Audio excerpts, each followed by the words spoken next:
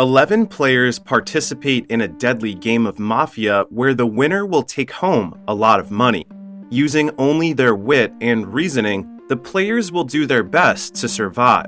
The story takes place in Moscow in the year 2072. The Game Master officially launches the 57th season of the TV game show called Mafia. Before the game begins, he explains the rules to the participants. In this game, 11 people are sitting while facing each other in a high-tech room. Out of the 11, 9 of them will be civilians and 2 will be the Mafias. Just like in the classic Mafia game, at nightfall, the Mafias will choose someone to eliminate. Then, when the sun rises, the remaining players will decide and vote for whom they think are the Mafias. During the voting session, the person with the majority of the vote from the participants will be eliminated. Therefore, the winning condition for the civilians is to eliminate the 2 Mafias. On the other hand, the Mafias will need to pretend to be a civilian until the end of the game without getting eliminated to win. However, if in any case that 1 civilian and 1 Mafia are left for the last round, the Mafia will automatically take the victory. The grand prize of the game is 1 billion Russian rubles. But of course, there is always a twist. The people that are chosen to be eliminated will be really killed by the things they fear most. After explaining the rules, the participants are given the barcodes that will tell them if they're a civilian or a Mafia. When the game begins, the Game Master introduces the participants. First is Luca, an 85-year-old billionaire who built his investments out of gambling. For the same reason, he joined the Mafia to give the last gamble of his life. Luca has 4 spoiled grandchildren who are just waiting for him to die so they can get their inheritance. But Luca put in his will that if he were to die in the Mafia, his grandchildren would get nothing. Next is Eli, a 38-year-old engineer who's been diagnosed with incurable thyroid cancer. With a few months left to live, Eli is afraid that he will die without leaving his family enough money to support themselves. Because of this, he decided to join the Mafia game. His wife tried to talk him out of it, but he is determined to risk his life to bring a better life for his family. Then there are the 2 prisoners named Butcher and Ivan. Butcher is the typical tough guy who wants to seek revenge on the people who put him in prison. Unlike Butcher, Ivan is a teenager who claims that he was framed for a crime he did not commit. But instead of the money, the 2 are promised to be released from prison if they win. Moving on, we see a guy named Konstantin, a clairvoyant who works as a consultant. Also, a ballerina named Marie decides to be part of the game. Then there goes Peter, Marie's diehard fan, who will do everything for her. The 8th participant is Walter, an ex-military officer. In addition, there's also a sophisticated woman named Laura. Another player is Kieran, who just signed up to prove to his friends that he has the guts to join the Mafia. And lastly, an orphan named Kate, who wants to know about her past. After the introduction, the game finally begins and all the players are trying to convince each other that they are civilians. Afterward, a 10-minute countdown appears above them. Within the given period, the Game Master orders the participants to eliminate 1 player who they think is a Mafia. As the timer begins, the family and friends nervously watch on their television, worrying about their loved ones on the game. Marie suggests that they should use their limited time wisely. She asks Konstantin if he has an opinion, but the man decides to abstain for the first round. Due to this, Marie decides to take the initiative by telling the group that she thinks Kieran is one of the Mafias. Peter immediately seconds Marie's claim. Just then, Butcher remembers Marie as a ballerina he once saw on TV back in prison. He also remembers Peter's face and tells the group that the 2 of them are a couple. Hearing these claims, Marie starts to get emotional. As it turns out, Marie is a 24-year-old famous ballerina and Peter is her #1 fan. Because of an accident during a rainy day, her legs got damaged. This caused her dancing career to fail. Wanting to get back her career, Marie decided to have an operation to have synthetic legs. However, the cost of the prosthesis and the operation itself is too high for her. Just then, she saw the advertisement for the Mafia game and took interest in it. As for Peter, he signed up for the game after knowing that Marie will join. Kieran, however, still doubts their relationship and asks if Peter really knows Marie outside of the game. Peter then confirms it, but he insists that the two of them are not working together. Marie gets upset and lashes out at Peter, saying that she's tired of him for always stalking her. With the claim of Marie and Peter teaming up to win, Marie gets nominated for elimination. As the participants start casting their votes, Peter convinces them to vote for him instead. However, the voting ends with Marie garnering 6 votes. This makes her panic, and she insists that she's not a Mafia. And this is proven to be true when the Game Master reveals that Marie is a civilian. Pitifully, she accepts her fate and wishes luck to everyone. At this time, she is locked in her seat and taken inside the orb that looms above the participants. Peter tries to get out of his seat to help Marie, but fails. Inside the orb, Marie dozes off. Later on, she finds herself in the woods during a stormy night. Because of the accident that happened to her, Marie formed a fear of rain and lightning. As she runs through the woods, the lightning keeps on chasing her. Unfortunately, she reaches the end of the cliff. Left with no other options, Marie jumps off the cliff, but the lightning hits her mid-air. As she dies in her nightmare, Marie's body also disintegrates inside the orb. After that, the game continues, and the Game Master announces that the first nightfall will now commence. As a drone flies over the participants, the Mafias choose their first victim. Shortly after, the lights turn back on to indicate that another day has come. Just then, the Game Master declares that Butcher is the one that the Mafias just eliminated. Hearing this, Peter mocks Butcher and calls him a swine. When Butcher is being taken to the orb, he curses at everyone and swears to kill them all.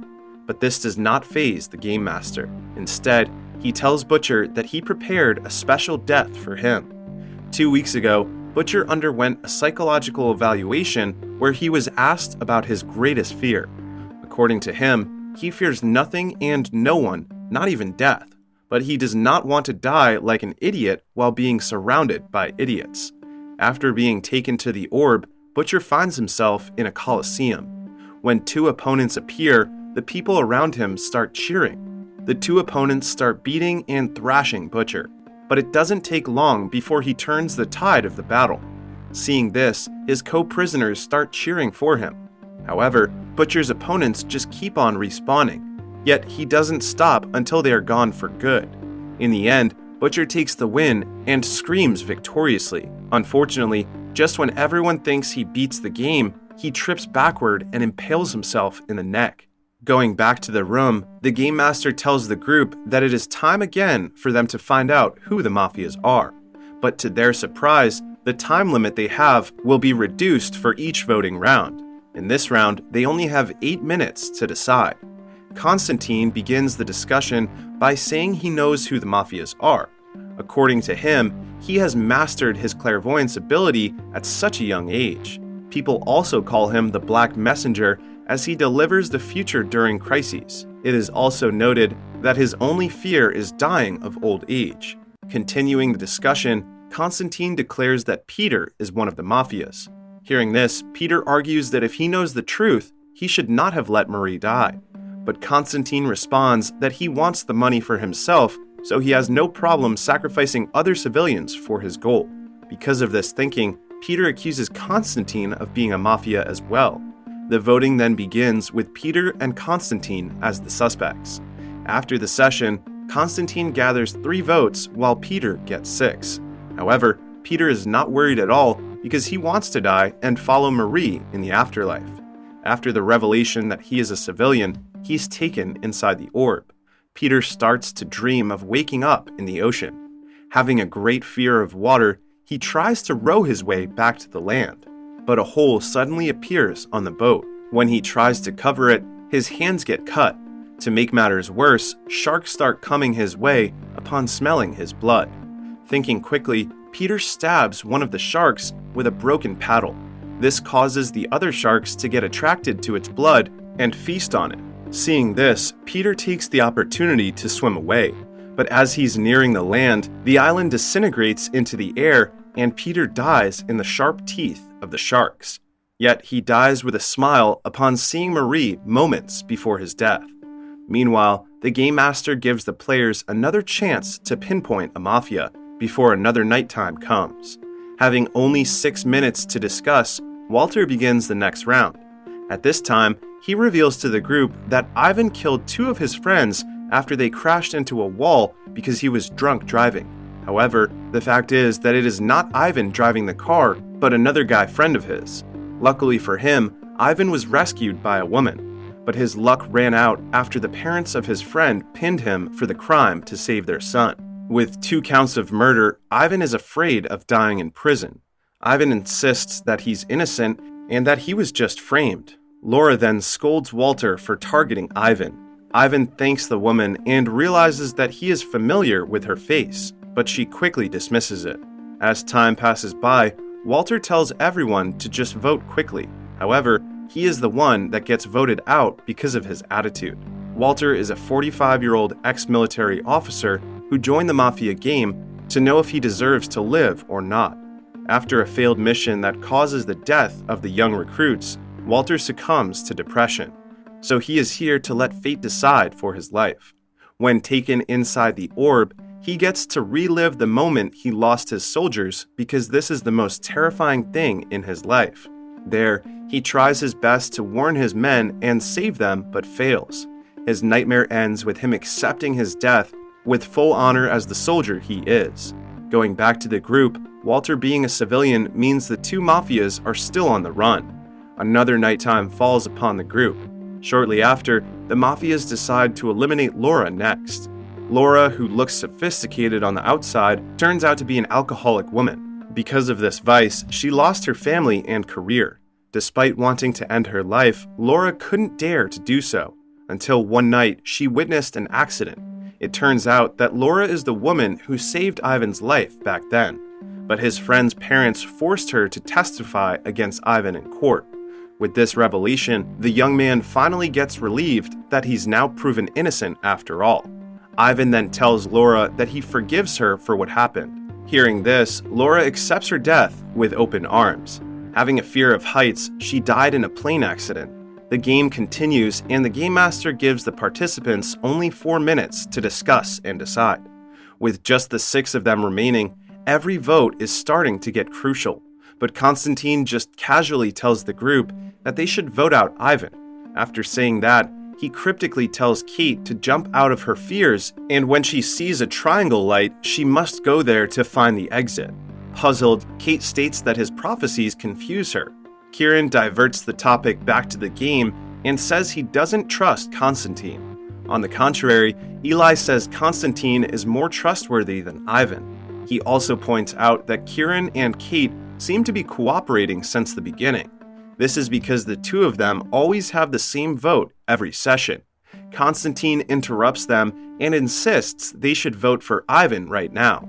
But Ivan tells the group that he feels that Eli is one of the mafias instead.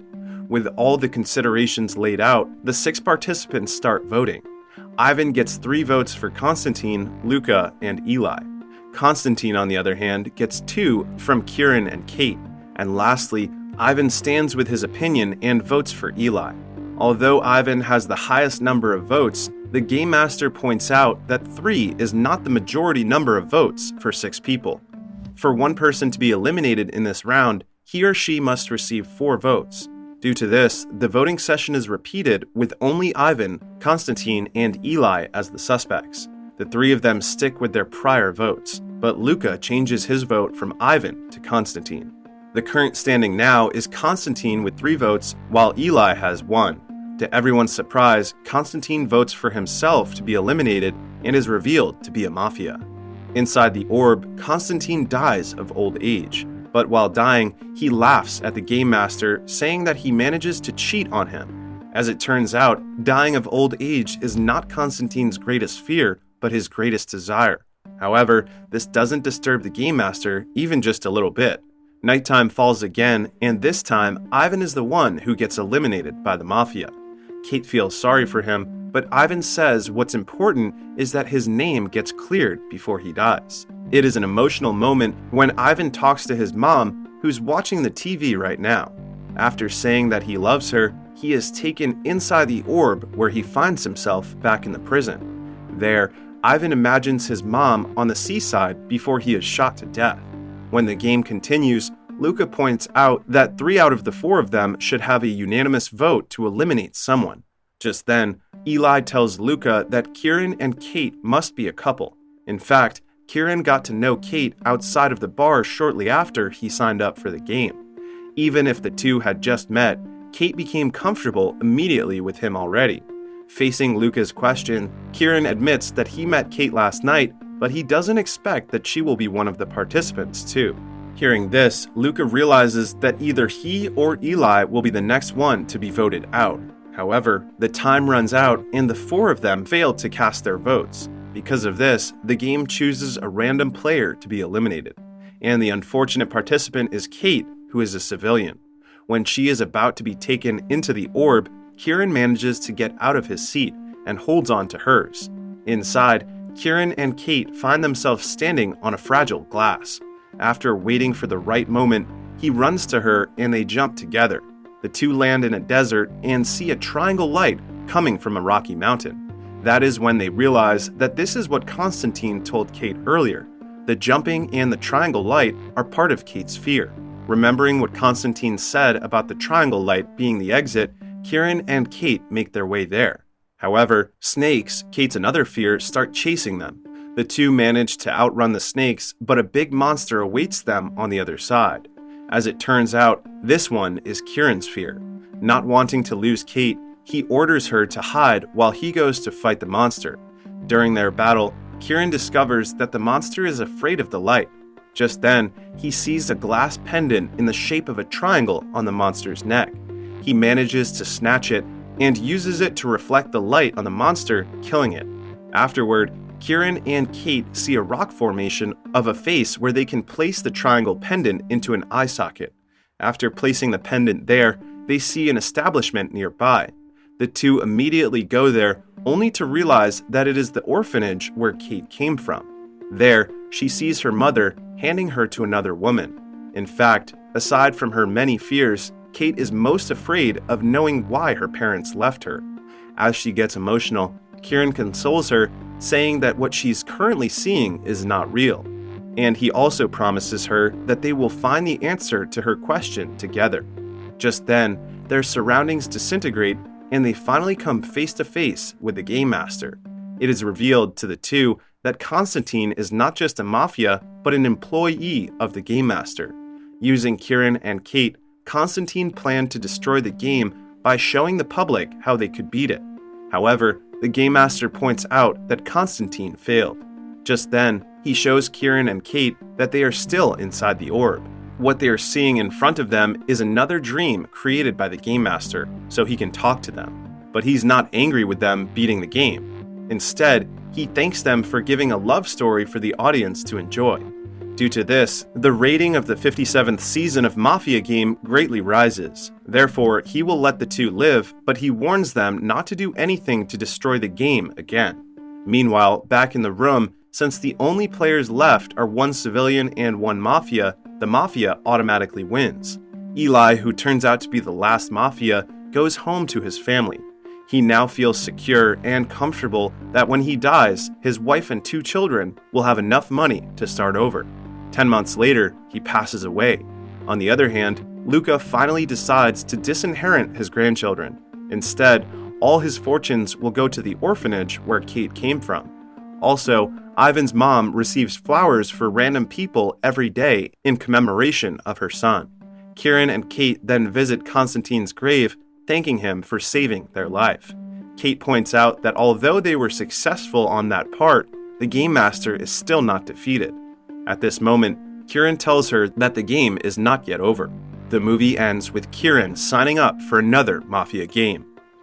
This movie feels like different writers pitched several stories, and the producer wrapped it up into one movie. The concept and execution of how people will die in the game are good, but the storyline itself feels messy and all over the place. Also, for a death game, the characters seem to have no sense of danger and are pretty chill about it. The ending sets up part 2 of this movie, which looks promising since the main character now has the motivation to beat the game. But Mafia the survival game really lacks a lot of punch as a film.